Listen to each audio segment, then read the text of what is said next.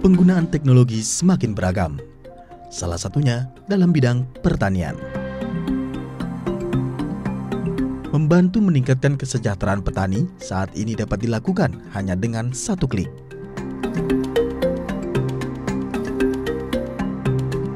Jadi tentu saja yang pertama, produk pertanian ini adalah kebutuhan pokok ya umat manusia yang tidak tergantikan.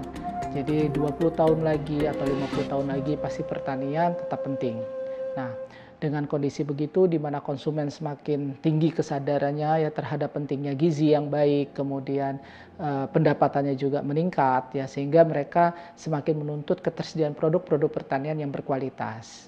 Nah, untuk bisa mendapatkan produk pertanian berkualitas ini ternyata tidak mudah. Sehingga fasilitas semacam penyedia jasa tadi ya, penyedia jasa digital untuk mempertemukan konsumen dengan produsen dengan lebih mudah itu tentu menjadi sesuatu prospek juga ya. Sebagai penyedia jasa layanan digital, TaniHub mengambil peran untuk membantu para petani menuju sejahtera.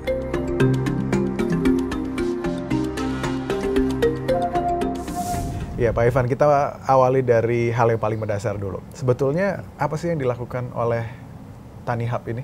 1,5 tahun yang lalu kita melihat ada beberapa petani-petani kita kunjungi. Jadi teman-teman ini ada sekitar 5-6 orang, itu mereka punya proyek yang terkait dengan pertanian. Mereka datang bicara dan ngobrol dengan para petaninya. Banyak hal-hal yang terjadi di sana, yaitu mereka merasa bahwa terjadinya harga jual yang kurang menguntungkan, kekurangan akses ke perbankan maupun untuk pembiayaan dan segala macam. Hal itu menyebabkan juga banyak para petani kita yang usianya sudah tua-tua. Jadi tidak ada regenerasi dan rata-rata pendidikan mereka adalah sekolah dasar. Nah, kondisi itu membuat kita merasa ada sesuatu yang bisa kita lakukan buat bangsa ini gitu ya. Tidak semata-mata cuma kesenangan mengejar uang. Jadi kita mesti membuat suatu perubahan yang dimana petani-petani ini yang tadinya dianggap profesi yang kurang menguntungkan menjadi profesi yang cukup menjanjikan, sehingga akan banyak petani-petani muda yang akan turut serta dan mau membangun bangsa ini melalui pertanian. Oke, caranya? Caranya adalah ada dua hal yang kita lakukan. Cara pertama itu kita membantu mereka dalam hal menjual produk mereka langsung ke pasar. Pasar dalam arti ini adalah beberapa pembeli, yaitu hotel, restoran, catering, juga adalah modern retailer ya dengan brand-brand yang besar itu. Dan ada juga dengan market ekspor. Kita juga ekspor beberapa produk kita ke negara-negara Asia dan Eropa gitu ya. Yaitu ada di India, Vietnam, ada di Oman, ada Abu Dhabi, ada Dubai dan segala macam. Nah, itu yang kita lakukan sehingga petani mendapatkan harga yang lebih baik. Langkah kedua kita adalah petani-petani yang memang bagus dalam hal budidayanya dan di mana mereka mau supaya lebih baik dari kita supaya dapat hasil yang lebih baik, mereka punya kesulitan dalam hal untuk ekspansi lahannya. Nah, ini pun kita bantu melalui TaniFund. Jadi kita punya dua bisnis unit, satu TaniHub untuk e-commerce-nya, dan satu lagi adalah TaniFund untuk mengenai pembiayaan daripada proyek budidayanya. Nah, dua hal ini yang membantu supaya petani kita mendapatkan impact secara luas dan sangat signifikan untuk perbaikan daripada kesejahteraan mereka. Oke.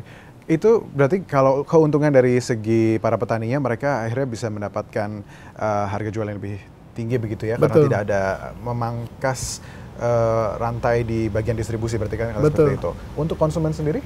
Untuk konsumen otomatis karena kita membeli di harga yang lebih tinggi dan rantainya pun cukup pendek, mereka mendapatkan harga yang jauh lebih murah. Hal ini sudah kita lakukan dengan kita tawarkan barang-barang itu di platform kita maupun juga kita tawarkan di beberapa platform marketplace yang bekerja sama kita. Nah, di situ bisa ditemukan produk-produk TaniHub dengan harga yang sangat-sangat kompetitif dibandingkan bila mereka langsung membeli di pasar induk maupun juga di pasar-pasar modern, tergantung daripada grade-nya produk masing-masing.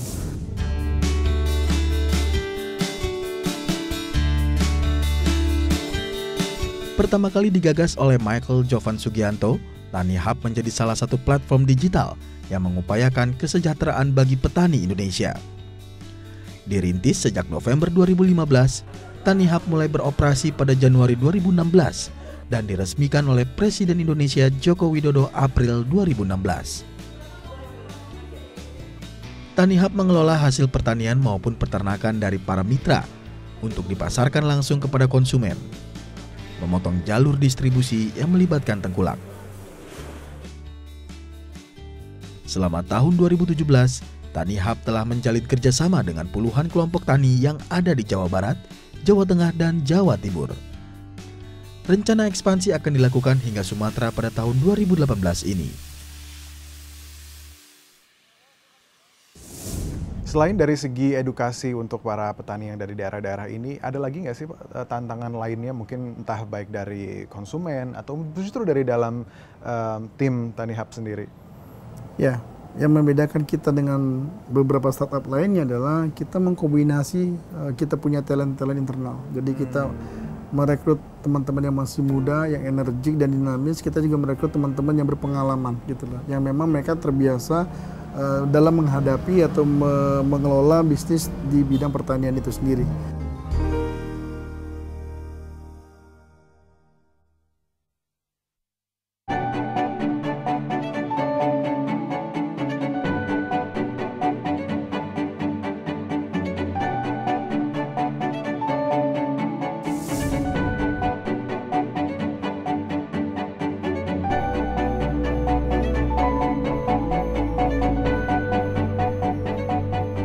Hanya membantu para petani untuk memasarkan hasil taninya langsung ke konsumen. Tani Hub memiliki anak perusahaan yang bergerak di bidang permodalan, yaitu Tanifan. Tanifan membantu para petani yang ingin berkembang untuk mendapatkan modal, baik untuk mengembangkan lahan pertanian atau perkebunan hingga penambahan varietas produk. Melalui aplikasi dan website tanifan.com, masyarakat diajak berpartisipasi dalam mendorong kemajuan pertanian Indonesia. Kami benar-benar menyeleksi petani yang benar-benar membutuhkan permodalan dari daerah-daerah, sehingga kami akan bisa memproses mereka untuk secara administrasi dan lain-lain. Terus selanjutnya kami akan bisa pertemukan langsung dengan pemodal yang bisa memodali program budidayanya. Keuntungan yang didapatkan yaitu melalui sistem bagi hasil antara petani dan pemodal.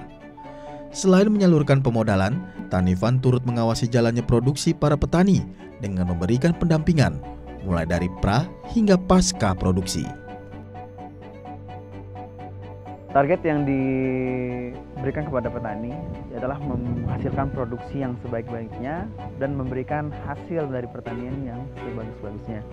Karena itu nanti yang akan menjadi nilai yang dapat dinikmati bersama dengan pemodal dan petani.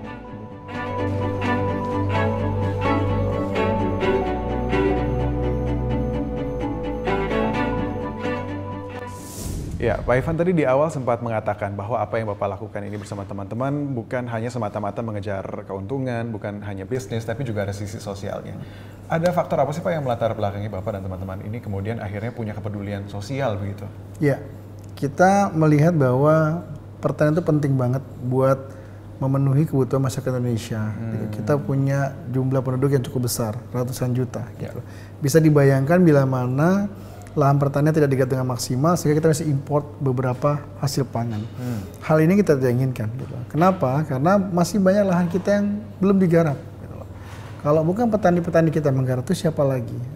Amat sangat disayangkan bila mana lahan yang produktif itu tidak dimanfaatkan sebaik-baiknya untuk memproduksi hasil pangan yang bermanfaat buat masyarakat Indonesia. Itu yang membuat pikiran kita kenapa kita mau membangun bisnis ini. Iya.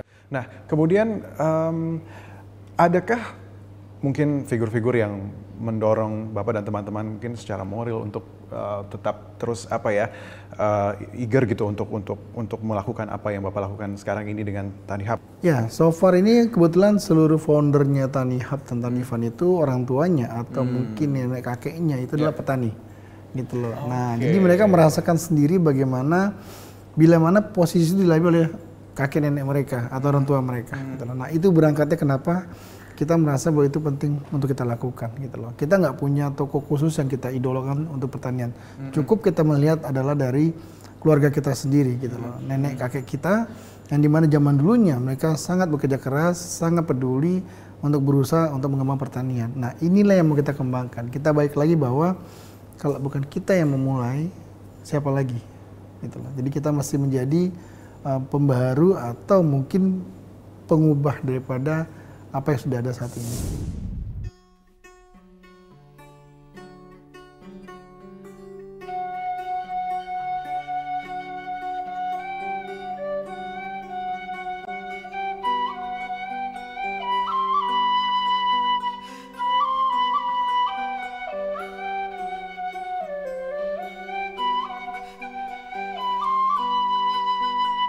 Nama saya Haji Rahmat Suherman, suka dipanggil Haji Asep.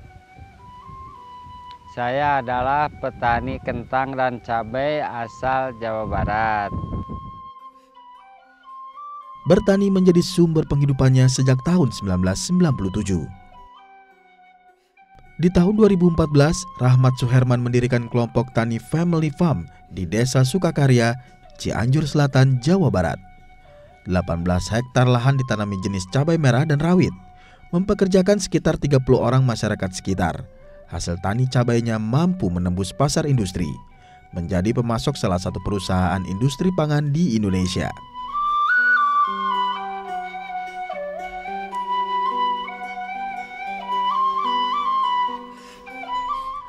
Keberhasilan yang diraih bukan tanpa hambatan. Salah satu hambatan yang dirasakan untuk mengembangkan kelompok taninya yaitu keterbatasan modal. Awal tahun 2017, Rahmat dipertemukan dengan Tanifan, anak perusahaan Tanihub yang bergerak di bidang pemodalan untuk mengembangkan petani. Alhamdulillah saya setelah mendapatkan permodalan dari Tanifam bisa memperluas area penambahan lokasi dan bisa menciptakan lapangan kerja untuk masyarakat setempat. Harapan kami mudah-mudahan banyak pemodal yang bisa membantu petani di Indonesia. Nah, sejauh ini melihat para petani itu sudah lebih sejahtera, katakanlah seperti itu. Apa yang Bapak rasakan? Sebenarnya belum sejahtera 100% karena jumlah populasi petani yang kita bina itu masih sedikit sekali dibanding dengan total populasi seluruh Indonesia gitu. Yeah. Nah, yang menyebabkan mereka menjadi lebih sejahtera adalah dari sisi kita melihat anak-anak mereka sekolah gitu ya. Mereka mendapatkan cukup kebutuhan hidup mereka, sandang pangan gitu ya. Mereka tidak lagi terlilit hutang dengan namanya tengkulak gitu ya. Sehingga mereka bisa produksi atau berkecimpung di pertanian secara produktif gitu. Adakah mungkin pesan-pesan tertentu, wejangan-wejangan dari orang-orang tua ini kepada anak cucunya mengenai ya entah mungkin dari sisi pertanian sendiri atau mungkin dari semangat dalam kehidupan sehari-hari misalnya? Ya, ada satu kata-kata sederhana sih gitu ya, yang selalu terngiang di kepala kita gitu ya, adalah bahwa apapun usaha yang kita lakukan gitu ya, sepanjang itu membantu orang menjadi lebih baik hidupnya, maka bisa jadi usaha itu akan berhasil. Jadi bila mana usaha kita lakukan membawa kebaikan buat populasi yang lebih banyak gitu ya, orang tua kita bilang bahwa itu kemungkinan akan berhasil jauh lebih tinggi. Kenapa? Karena membantu orang berarti kita akan didoakan oleh mereka supaya kita jauh lebih hebat daripada kita punya sekarang.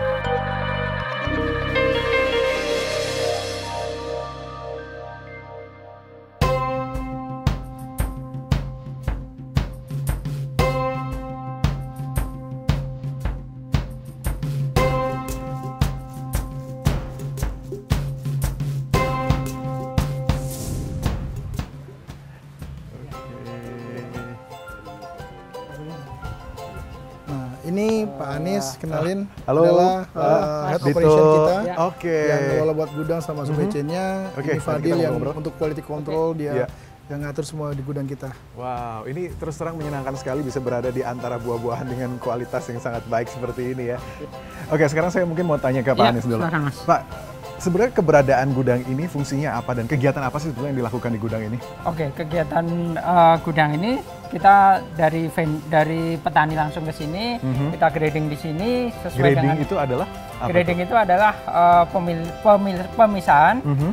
Nanti yang masuk supermarket yang mana, yang masuk pasar mana, yang masuk hotel mana, yang masuk restoran mana. Berarti quality control juga ya di sini ya. Di sini, ya. Oke, ini berarti kan buah-buahan itu semua di drop ke sini kan? Ini bisa menampung berapa banyak? Ini bisa 100 ton bisa muat, Mas. 100 ton? 100 ton muat. Oke, bisa muat. Tapi biasanya rata-rata per hari ada berapa banyak per hari sih yang muat? rata-rata datang 15 ton. 15 ton. 15 ton. Dan itu diinapkan di sini dulu atau memang begitu barang datang ada SOP-nya nih, harus berapa lama untuk barang itu harus keluar ini kan lagi? barang fresh ya. Barang fresh itu maksimal 3 hari udah harus keluar semua. 3 hari udah harus jadi keluar. udah harus kita kirim ke klien. Biasanya begitu datang nanti ada yang pengiriman langsung, ada yang besok baru pengiriman. Tapi maksimal barang itu nginep di sini 3 hari udah harus selesai semua. Oke, udah jadi harus kosong. proses penyortiran itu tadi juga harus dilakukan dengan cukup tim cepat kita ya? cukup cepat, ini salah satunya. Jadi begitu datang kita cek nih. Dan ini dibersihkan seperti ini, dibersihkan, Pak? harus dibersihkan, Mas. Buah-buahan, jenis buah-buahannya apa saja dan dari mana biasanya sumbernya? Kita sumbernya dari seluruh Indonesia sudah masuk ke sini. Dari Bengkulu ada jeruk gerga, ada manggis. Terus dari Jawa Timur ini mangga dari Jawa Timur. Terus ada lagi mangga alpukat ya, Fadil. Wah, itu favorit tuh. Iya bener. Mungkin nanti bisa diambilkan contohnya. Waduh, senang sekali kalau bisa dicobain juga, Pak. Ini kan ada juga buah naga nih dari Banyuwangi. Oh, ini dari Banyuwangi? Dari Banyuwangi, Mas. Jadi seluruh Indonesia sudah masuk ke sini sih.